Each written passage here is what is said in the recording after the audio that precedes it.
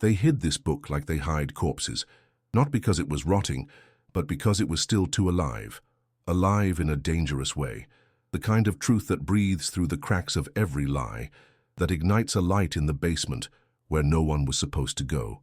This wasn't a scroll lost to time, it was silenced, buried, suffocated beneath the weight of trembling hands that feared what would happen if you ever read it. Not because it was false, but because it made you remember. This book didn't beg you to kneel. It didn't command you to feel shame. It didn't start with your sin, it began with your light. And that was unforgivable. Because this book didn't worship the empire, it dismantled it. It didn't reinforce the script that kept you chained to confession booths and pulpits. It tore the curtain down and told you, the divine doesn't live in temples made by man. The kingdom isn't coming from the clouds. It's already inside you, waiting for you to notice. This was the book that whispered what no preacher dared say out loud. You were never broken. You were trained to believe you were.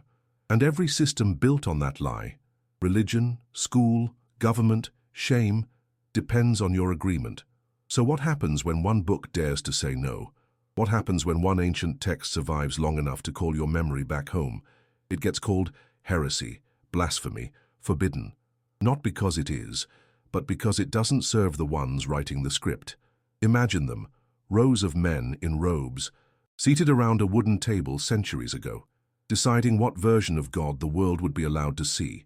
And then imagine the quiet, trembling hands that held this book in secret, the mothers who copied it by candlelight, the monks who smuggled it across mountains, the heretics who burned, not because they were wrong, but because they remembered. This book was gospel of truth to some, gospel of Thomas to others, but to those in power, it was a threat, because in its verses, Jesus doesn't command you to worship him. He tells you to become what he is, not in arrogance, but in remembrance. Whoever drinks from my mouth, the book says, will become as I am. I myself shall become that person, and the hidden things will be revealed. That sentence alone could shatter 1,000 cathedrals, because it doesn't ask you to kneel. It invites you to rise, and that's what they couldn't allow. They needed a Jesus who was unreachable, divine, alone, someone you could admire, but never emulate. They needed a savior, not a mirror. But this book was a mirror. It didn't show you a God above, it showed you the God within. And so they removed it, erased it, branded it unholy. But truth doesn't die just because it's edited. It lingers. It whispers. It waits in the silence between your heartbeat and your breath. And deep down, you've heard it, haven't you? That quiet voice that says, there's more than this. More than guilt. More than sermons. More than doing everything right and still feeling wrong. That ache you carry isn't confusion. It's remembering. You were taught to distrust your knowing, to call it pride, to call it rebellion. But what if it's actually your soul knocking? What if the very thing they warned you about is the only thing that will set you free?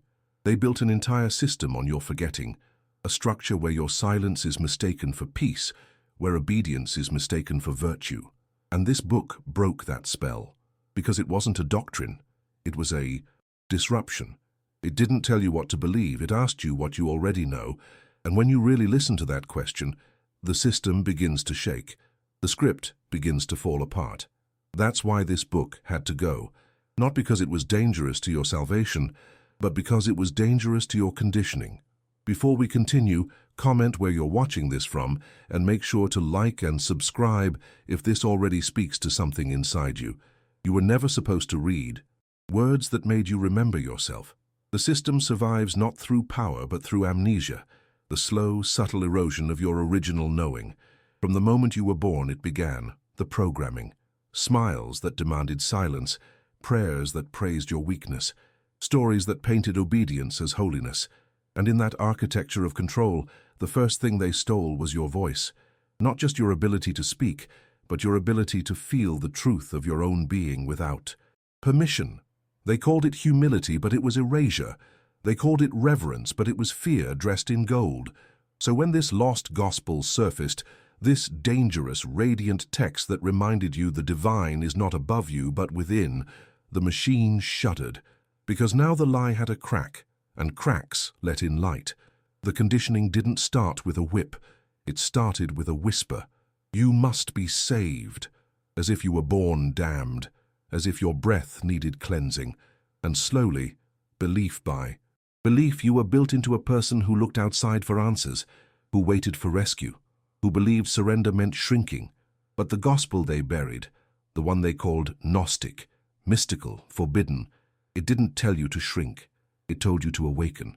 If you bring forth what is within you, it says, what you bring forth will save you. If you do not bring forth what is within you, what you do not bring forth will destroy you. Not poetic metaphor, a warning, a compass, a call to arms. The very thing the world taught you to ignore, your inner voice, your deep instinct, your sacred rebellion, is the very thing that was meant to guide you home. You see, they didn't just hide a book. They hid a map, a frequency, a resonance so ancient and precise that when you hear it, your cells tremble. It's not knowledge in the academic sense, it's remembering, the kind of remembering that feels like déjà vu soaked in lightning. That's why people weep when they hear these verses for the first time. Not because they're learning something new, but because they're unlearning the prison. The shackles fall off one thought at a time. What if you weren't meant to fear God, but to recognize yourself in Him? What if the sacred wasn't distant and judgmental, but intimate and alive inside your body, your breath, your tears? The system conditioned you to distrust that kind of talk. Blasphemy, it warns. Pride.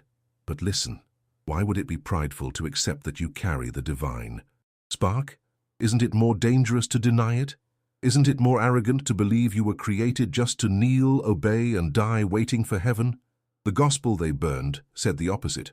That heaven isn't a place, but a state of alignment, a return, a frequency you attune to when you stop pretending you are small. This book didn't give you steps, it gave you permission. And that's the difference between a religion of control and a path of awakening. One requires fear to function. The other requires nothing but your honesty. There's a reason you've always felt that pull, that sense that something was off, that the rituals felt empty, the sermons like rehearsed scripts. You weren't rebellious, you were awake. You were feeling the gap between the truth and the performance. And this gospel, this band-buried burning text, was the missing piece. Because it doesn't speak at you, it speaks from inside you. It doesn't demand a temple, it becomes one. Every word is a mirror, every sentence a thread pulling you back to the place before shame. Before you were told you needed fixing. That's the great reversal. What they called salvation was sometimes submission. What they called humility was often hiding. And what they labeled heresy was the purest form of remembering. But it was never about the book alone. It's about what the book unlocks. A you that doesn't need permission to shine. A you that doesn't ask for worth. A you that radiates it. And when that you awakens, the game is over. The spell breaks. And the silence, the deep roaring silence of real knowing, returns. The forgotten gospel is not a text. It is a frequency encoded in ink, guarded by fire, carried in the hearts of those who refuse to forget. You might be one of them. That's why you're here, isn't it? Not to learn something new, but to remember what you were forced to forget. There comes a moment in every soul's journey where the silence becomes unbearable. Not the outer silence, but the silence inside, where your own voice used to live. The one that was buried under decades of programming, memorized prayers, shouts of Amen that never quite reached your chest. You start to feel the echo, not of God abandoning you, but of you abandoning yourself to fit inside a system that promised safety, but demanded your truth as payment. That's the silence this forbidden gospel speaks into, not with noise, not with answers, but with remembrance. It doesn't give you a new identity. It peels away the one that was assigned to you, the one built from guilt, obedience, and quiet desperation, and in its place you find something strange and familiar. Not a new belief system, but a mirror. And in that mirror, you see something terrifying. Your own face looking back, not as sinner but as sovereign. It's why they called it dangerous. Because once you see that face, you cannot unsee it. You can't go back to pews that demand your silence, or books that tell you you're dust, unless a man in the sky decides otherwise. You begin to notice the rituals for what they are. Spells designed not to liberate but to bind. You see the chants, the sermons, the scripture recitations, and you feel the subtle tone of disempowerment woven through it all. You are nothing. You are fallen. You are saved only through us. That's the script. That's the cage. And this gospel, this banned breath-stealing text, breaks every lock, not by telling you you're right, but by asking, who told you you were wrong to begin with? That question, and simple, sharp, sacred, is what starts the unraveling. Who told you your body was shameful? Who told you curiosity was rebellion? Who taught you that doubt is sin and compliance is virtue? These are not just theological ideas. They are psychological weapons. Every time you doubted your intuition, every time you felt wrong for asking why, a piece of you was trained to disappear. That's how deep the conditioning goes. You weren't just taught doctrines, you were trained into a role, a character, a version of yourself that made you manageable, acceptable, docile. But inside you, the original script never burned. It waited, smoldering in dreams, in moments of stillness, in flashes of rage when something inside screamed, "This isn't who I am." That fire, that sacred rage, is holy. It's not destruction, it's resurrection. It's the part of you that the system tried to sedate with hymns and threats, routines and guilt. And this gospel fans that flame. It doesn't tame you. It reintroduces you to the wild, electric, untamed spirit you were before they handed you the robe and told you to kneel. It doesn't mock tradition. It just refuses to bow to it. Because real holiness doesn't come from tradition. It comes from truth. And the truth is, you were never born broken. You were born radiant, fully equipped, and every force that told you otherwise was afraid of what would happen if you ever stopped believing them. And now, maybe you're starting to. That's why this isn't just a history lesson. This is a homecoming. Not to a religion, but to reality. The kind of reality where the sacred and the self are not opposites, but synonyms. Where spirit isn't something you reach for. It's something you return to. That's what this book offered. A pathway back inward. A remembering so complete that the old cages simply dissolve. You begin to see that the guilt was never yours to carry. The fear was never holy. The silence was never peace. You start to feel the weight lift, not because someone forgives you, but because you finally forgive yourself for believing you had to be anything other than what you are. That's why this gospel was buried. Because it didn't just question the system, it freed people from it. And the system has no power over those who remember. You can't manipulate someone who knows their worth. You can't scare someone who has met the divine within. You can't sell salvation to someone who's already whole. This book didn't create rebellion. It revealed reality. And reality, once remembered, doesn't bow. There is a moment, quiet and trembling, when you begin to feel the weight of your own forgetting. It doesn't arrive like thunder. It arrives like a soft ache, a whisper behind your ribs that says, something isn't right. And for a while you ignore it. You busy yourself with belief systems, with rituals, with rules.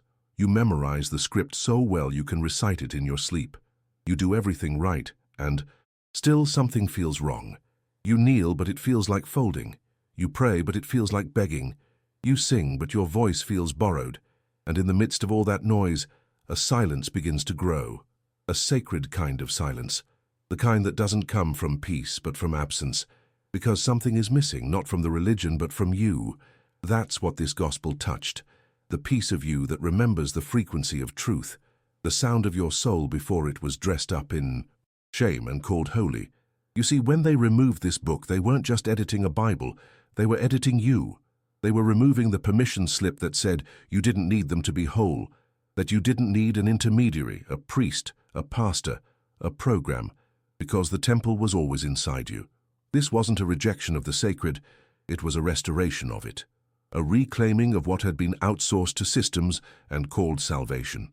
This book reminded people that awakening is not a service offered by an institution, it's a birthright.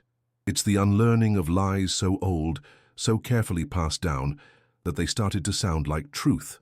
And when you begin to unlearn, when you let those inherited fears fall away, you don't become rebellious, you become real. But real is dangerous in a world built on roles. Real is uncontrollable. Real doesn't ask for permission. And that's what frightened them. Not that this gospel was false, but that it gave people the courage to stop pretending. It's one thing to control someone's behavior. It's another to control their sense of identity. That's what the system mastered. psychological colonization, convincing you that your own silence was spiritual maturity, that your own fear was righteousness. And once you buy into that, you become your own jailer. You guard the bars they built. You defend the script that erases you. And maybe the cruelest part, you call it holy. That's what the removal of this gospel protected, not truth, but control. There's a story in the lost gospel, not a parable, but a pattern, about the one who knows, not the one who obeys, but the one who sees, the one who has awakened from the dream and remembered the origin. And in the story, that person isn't celebrated. They're hunted, ridiculed, called a danger to the faith, because truth always threatens illusion. And when you awaken, you don't just disrupt your own life, you disrupt the system around you. You stop playing the role. You stop participating in your own erasure, and your very presence becomes a question mark in rooms full of exclamation points. You become the living contradiction, the proof that freedom is possible. And that is something systems of control cannot survive. But here's the miracle. Once you taste that kind of remembering, no force on earth can take it from you. They can exile the book, they can burn the scrolls, they can call it heresy, but they cannot unknow what has been known. They cannot reach into your chest and remove the fire, because once the soul has seen its own light, it refuses to live in darkness. You begin to walk differently, not arrogantly, but freely. Your prayers stop sounding like apologies and start sounding like conversations. Your rituals stop being obligations and start becoming expressions. You no longer seek permission to feel close to the divine. You simply are. And here's where it gets even more real. You start noticing how many people are still asleep, still, living under the spell of guilt and shame and unworthiness, and not from a place of judgment and from heartbreak, because you remember how heavy it was to carry those chains and believe they were bracelets. You remember what it felt like to mistake fear for faith. And that's when you realize the deeper purpose of this gospel wasn't just to awaken you. It was to help you become the invitation for others. Not by preaching, not by convincing, but by being, living as a quiet revolt, a presence that makes others wonder, what if I'm not broken either? You begin to see it everywhere, not the truth, but the absence of it, the hollow behind every polished sermon, the tremble in the voice of every preacher who no longer believes what they're saying but can't afford to stop, the glaze in the eyes of believers repeating prayers like mantras, not because they feel them, but because they're afraid of what might happen if they don't. And it hits you. This isn't devotion. This is survival. This is what it looks like when generations of people are conditioned to distrust their own inner light, when faith becomes a performance and identity is traded for belonging. And you wonder, how many of them have felt it too? That subtle betrayal of self, that ache beneath the amends, that whisper saying there's more, and how many have silenced it out of fear of being called lost, heretic, deceived. That's what the system counts on, not just your obedience, but your silence, your willingness to betray your knowing for the comfort of community. But there's nothing comfortable about spiritual amnesia. It feels like trying to breathe through a straw, like walking in daylight with your eyes taped shut. You can go through the motions, raise your hands, bow your head, recite the verses, but something stays locked. And that's the wound this forbidden gospel touches with surgical precision. It doesn't rip you open. It opens the door, and you realize the prison was never built from walls. It was built from beliefs, handed down like heirlooms, polished with scripture, sharpened by fear. And every time you questioned them, you weren't backsliding. You were waking up. You were touching the edge of the old script and realizing it didn't fit your soul anymore. And it's terrifying, isn't it? To step outside of the script, to let go of the roles that earned you approval, because once you start to remember who you were before the programming, you begin to lose the comfort of certainty. The applause quiets, the familiar scaffolding falls, and for a while it feels like freefall. But then, silence. Not the painful kind, but the sacred kind, the kind that hums, the kind that speaks without sound. And in that stillness, something ancient wakes up inside you, something that was never truly asleep, only buried. Not a belief, a knowing, a frequency that has no name, but feels like home. And you realize, this is what they were afraid of. Not rebellion, not disobedience, but this still, silent sovereign remembering, because a person who is remembered no longer needs a leash, no longer needs to be herded or threatened or shamed into compliance. They live differently. They pray with their whole body. They listen not to dogma, but to presence. They walk into temples not to be fed, but to overflow. And that kind of person, that kind of soul, cannot be controlled. That's why they buried the book, because it gave people the blueprint to exit the system, not in anger, not in rebellion, but in truth. And truth doesn't destroy what is sacred. It reveals what was pretending to be. You start seeing patterns, the way the system mirrors itself in other places, in school, in politics, in culture. The same formulas: diminish the self, outsource the truth, reward conformity, punish authenticity. And you begin to understand that the real gospel, the one beneath the edited lines and polished translations, was never about establishing a religion. It was about breaking a spell, and you, here and now, are part of that spell breaking.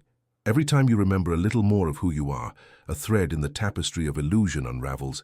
Every time you trust your own knowing, even in silence, a crack appears in the wall of centuries-old conditioning. And what comes through those cracks is not chaos, it's clarity. It's the sound of your own voice returning, not the voice they taught you to use, polite, scripted, filtered through fear, but the wild, trembling voice of your original self, the one that doesn't ask if it's allowed to speak, the one that remembers its frequency, the one that doesn't need to be saved because it never forgot where it came from. There's a moment in the unraveling where everything starts to feel like collapse, not because you're falling apart, but because the false self, the one that was stitched together from rules, roles, and rewards, begins to dissolve. It's not elegant, it's not cinematic, it feels like grief. You mourn the version of you that followed the rules and still felt empty. You grieve the years spent bowing to altars that never heard your prayers. And deeper still, you confront a haunting question. Who am I without the script? Because for so long, identity was performance. You were the good one, the faithful one, the humble servant. But humility was just hiding. Faithfulness was fear. Goodness was compliance. You were taught that questioning was betrayal, that doubt was weakness. But this gospel, this buried, exiled truth, says the opposite. It says doubt is sacred, that only the mind trained to submit fears the question. The soul, by contrast, is always reaching, always listening beyond the edges of language for something that feels like remembering. And when you allow yourself to question, not with bitterness but with honesty, you begin to hear the static of the old programming. Don't go too far. You're straying. You're being deceived. These aren't the voice of God. They're the echoes of fear, inherited from generations who never got to ask, because if they had, they might have awakened, and awakening is dangerous. It disrupts bloodlines. It ends traditions. It heals what was meant to stay broken. That's why they needed this book erased, not because of what it said, but because of what it ignited. It didn't offer dogma. It offered fire. It didn't dictate beliefs. It awakened memory, the kind that lives in your bones, beneath your trauma, beneath your rehearsed beliefs. The kind that doesn't need proof, only silence deep enough to hear it rising. You start to realize the conditioning didn't just shape what you believed about God, it shaped what you believed about yourself, that you were small, unworthy, dependent, that your heart was deceitful, your intuition dangerous, your questions blasphemous. You were taught to edit yourself in real time, to filter your feelings through scripture, to view your instincts with suspicion. And yet, you survived. A part of you never drank the poison. A fragment of your being held on, even when you bowed, even when you cried, even when you begged for forgiveness for simply being human. That fragment, that untouched core, is what this gospel speaks to. It says, you were never far, you were only asleep. And what wakes you up is not thunder or miracles or angels descending from the sky. It's something far quieter. It's the moment you read a forbidden sentence and feel your whole body say, yes, not your mind, your body, that internal tremble, that still warm knowing. It's the way truth doesn't shout. It resonates, it vibrates, it speaks in the language you knew before language. And when that happens, the lie can no longer hold. The architecture of the false self starts to collapse, not because you're broken, but because the mask is. And underneath the mask is something they tried to keep hidden at all costs, your original face, the one that knows, the one that was never lost, the one that doesn't need saving, only remembering. And it's messy, it doesn't happen overnight. Some days you feel free, like you're flying. Other days, you feel like a stranger in your own life. The people around you don't always understand. You're quieter now. You smile less at things that used to excite you. The noise of religion, the pageantry of belief, it all starts to feel like theater. And you want the raw thing, the thing beneath the robes and rituals. You want the real, and you start to realize the real has been inside you the whole time, covered in layers of reverent forgetting. You peel them off, one by one, and with each layer, you come closer not to some foreign divinity, but to yourself. And that's the deepest liberation. When you stop searching for God as a destination and start recognizing the divine as your reflection, that's what they couldn't allow. That's what this gospel made too clear. That when Jesus said, "The kingdom is within," he wasn't offering a metaphor. He was giving you the key, and you were never meant to depend on a gatekeeper. You are the gate, you always have been. You start to remember, not just who you are, but who you were before they told you, before the names, before the labels, before the shame. The remembering doesn't arrive like a sudden flash, it's slow, gentle, sometimes excruciating, like thawing out after a lifetime of spiritual frostbite. At first it's just glimpses, a tear during a song you don't understand, a surge of emotion when you're alone, a sentence from that forbidden gospel that doesn't just speak to you, it knows you. And in those moments, something shifts. You stop seeking permission to be whole. You stop auditioning for approval. You stop offering your heart in exchange for belonging. Because you realize the cost has always been too high. You were never supposed to trade your truth for safety, but they trained you to. The programming runs deep. Be small, be agreeable, be repentant. Smile when you're aching. Say amen even when your soul screams no. That's not faith, that's spiritual survival. And this gospel, this radiant outlaw text, calls you out of survival and into presence. It doesn't demand you change your beliefs overnight. It doesn't mock your past or burn down your history. It simply hands you a mirror. And in that mirror, you see not just the damage done, but the brilliance buried. You see the child who once asked questions with wide eyes, the teenager who doubted and was told that doubt was sin, the adult who went through the motions because everyone else did, but never stopped aching. You see all of it, and instead of shame, you feel compassion, not just for yourself, but for everyone still trapped in the same spell. Because once you taste remembering, you stop judging the ones who forgot. You know how it feels. You were there. You know the fear that holds them, the fear of being wrong, the fear of exile, the fear that if they take one step outside the narrative, they'll lose everything. And maybe they will, but what they gain is everything else. Because here's what the forbidden gospel reveals, in its quiet, piercing voice. You never needed to be found. You needed to stop pretending you were lost. The light isn't at the end of the tunnel, it's behind your eyes. And once you stop searching outside, you start seeing within. You begin to feel God not as an external figure, but as a frequency, not above, not beyond, within. And that changes everything, because a God within cannot be bribed, cannot be threatened, cannot be held hostage by doctrine. A God within is not a judge. It is a mirror, a fire, a song. It burns away what is false and calls forth what is real. That's what this gospel dared to say, not with thunder but with truth, that you are not separate, that the veil is a lie, that salvation was never about arrival, it was about awakening. And once you awaken, you begin to move through the world differently, not because you have all the answers, but because you're no longer pretending to. You speak less, but your words carry weight. You listen more, but with new ears. You notice the way people use God to control, to manipulate, to dominate, and you no longer call it sacred just because it's loud. You start to see how often people confuse control with care, and you know the difference now, because you've tasted both. The gospel they approved taught you to submit. The gospel they buried teaches you to remember. And remembering is the most subversive act of all, because it cannot be bought, it cannot be sold, it cannot be turned into a program. You walk lighter, not because the world is easier, but because your chains are gone. You stop needing certainty. You stop fearing the unknown. Because what's real doesn't need protection. It just is. And your soul, the part of you they tried to train out of you, has always known this. It waited. Through the sermons, the shame, the silence, it waited. And now that you're listening, it's not going to stop speaking. It doesn't sound like thunder. It sounds like peace, like home, like truth whispered in the dark. And now the illusion begins to crack in places you never expected. Not just in church pews and pulpits, but in family conversations, in childhood memories, in the way you used to apologize for your own existence without realizing it. You start to see how the system wasn't just institutional, it was personal. It lived in your language, your posture, your hesitation to speak up. You catch yourself mid-thought, filtering your truth to make others comfortable, and suddenly it hits you. This isn't who I am. This is who I was trained to be.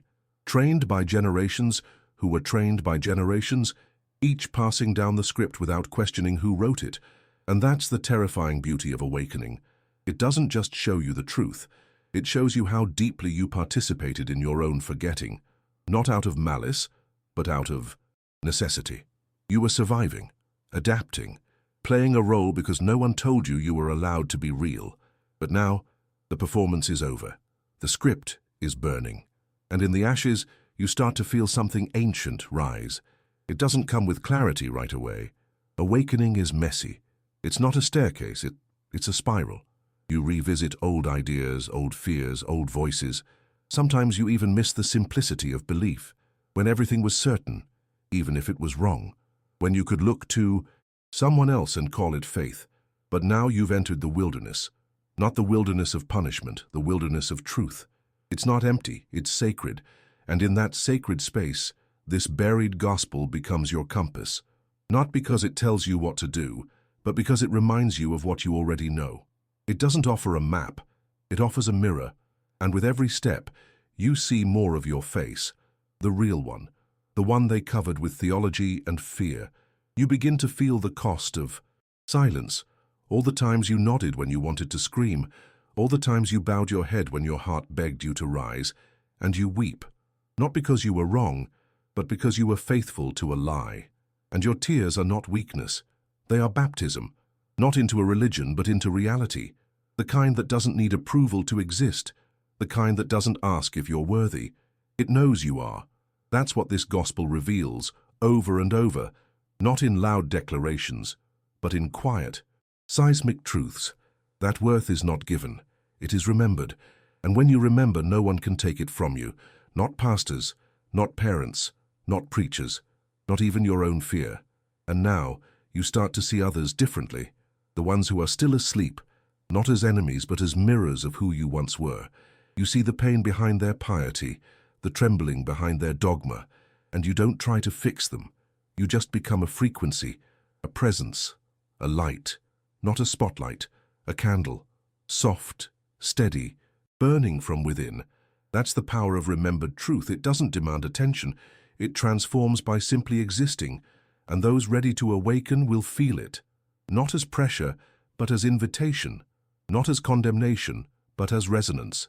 The system fears that kind of presence, because it cannot be shamed, it cannot be manipulated, it cannot be sold promises of paradise when it already knows that paradise is a frequency, not a destination. And that's what this gospel tried to tell us, quietly, dangerously, beautifully. That heaven is not a reward, it's a remembering, a homecoming, a return to the self that was never separate from the sacred, and that is why it was removed, not because it was unholy, but because it made the middlemen obsolete.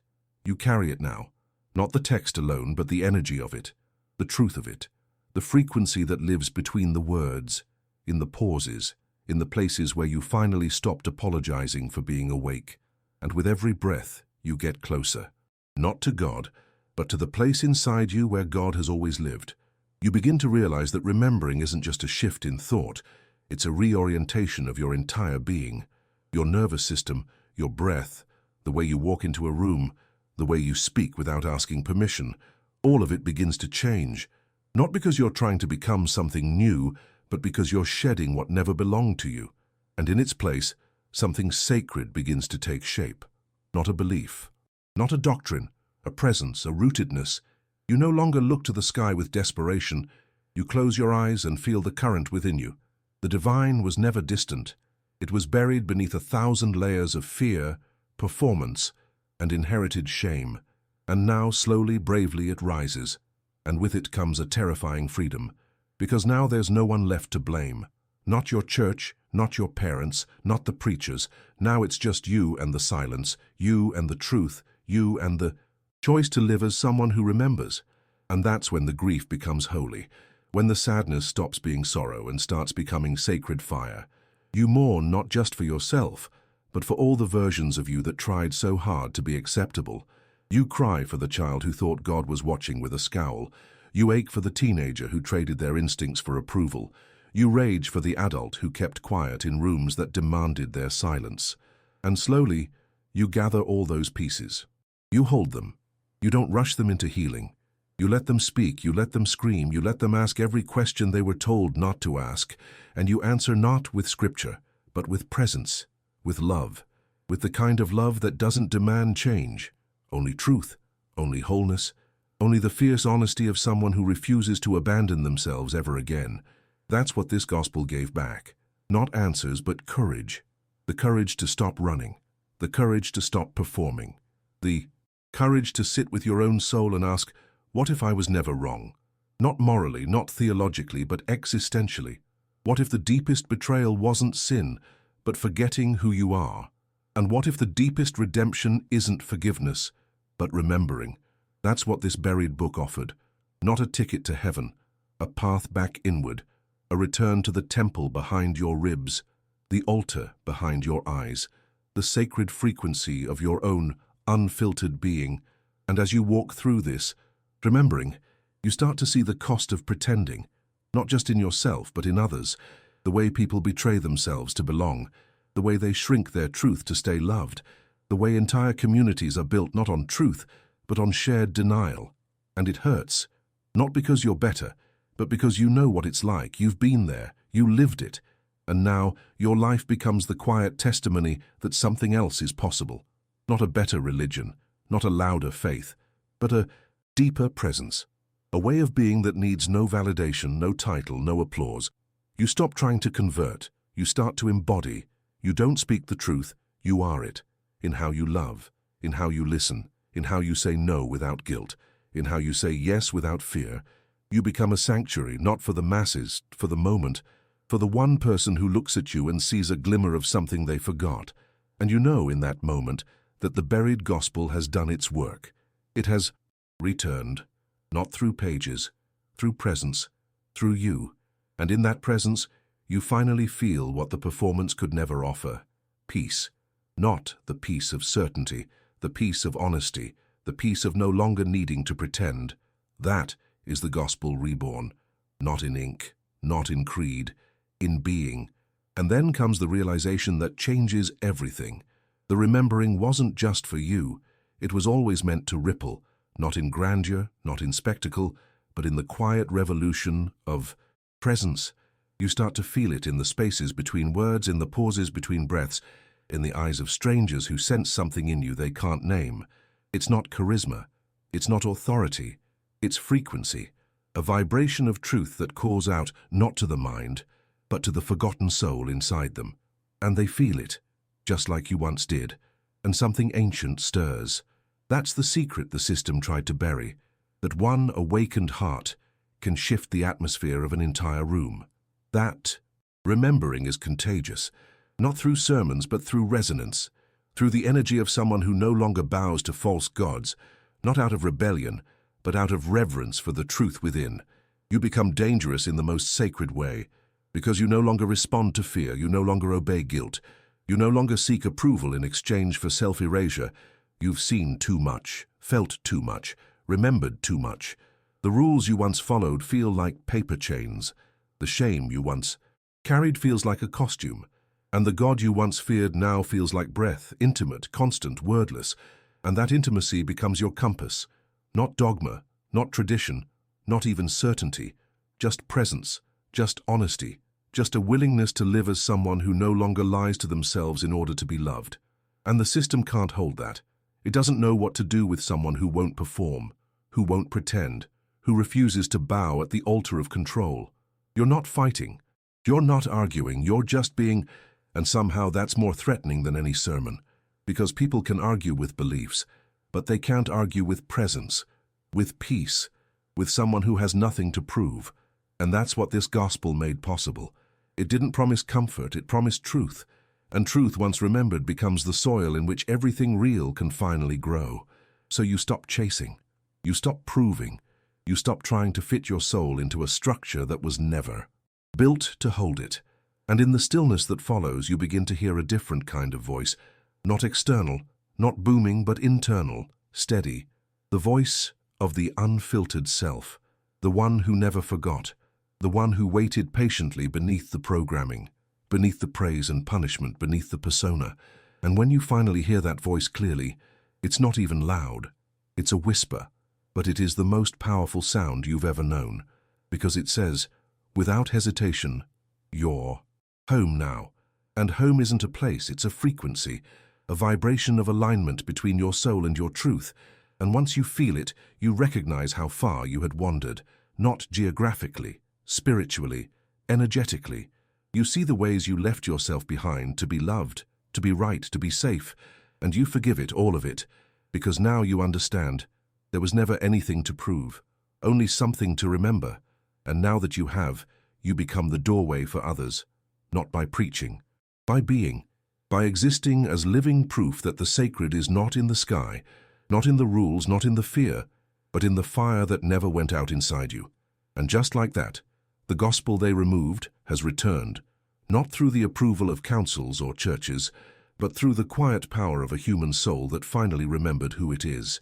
And there is no doctrine more powerful than that. And then it hits you, not as a thought, not as a feeling, but as a collapse, a holy implosion in the center of your chest. Everything you believed about God, about yourself, about salvation, about sin, it all falls at once, not violently but inevitably, like a star reaching the end of its burning, like a breath finally exhaled after years of being held. You fall to your knees, not in worship but in release, not because someone told you to, but because your body can no longer carry the weight of pretending. You shake, you cry, you feel everything, and it doesn't feel like loss. It feels like birth, like being born without anesthesia into a truth too big to name. You were never broken, you were buried. And the real sin wasn't pride or doubt or defiance. It was forgetting your own light, your own voice, your own face. And now, it's all rushing back, not as answers, as presence, as pulse, as fire. You remember the shame you were handed as a child and see it now for what it was, programming. You remember the fear they called reverence and see it now as control. You remember all. The times you cried in secret, thinking God had left you when in fact, God was the one crying through you, trying to wake you up. The divine never left. It was never out there. It was waiting inside, behind the wall of performance, behind the fear of not belonging. And now that the wall is gone, you feel everything, and the rage, the grief, the awe. You touch the depth of your own being and realize this is sacred. Not the building, not the sermon. This, the raw, trembling aliveness of your spirit, returning home.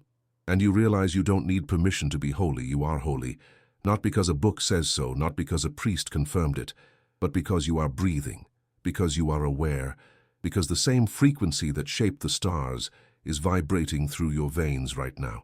And suddenly you understand why they buried this gospel. Because if enough people knew this, if enough people felt this, the system would collapse, not from violence, but from irrelevance. You cannot control someone who knows they are divine. You cannot manipulate someone who sees through the illusion. You cannot sell salvation to someone who has remembered they were never lost. And in that realization, something irreversible happens. You die, not in body but in identity.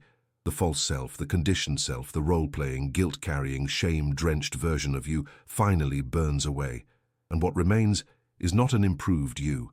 It's the real you, the one who was always here, hidden, behind the script.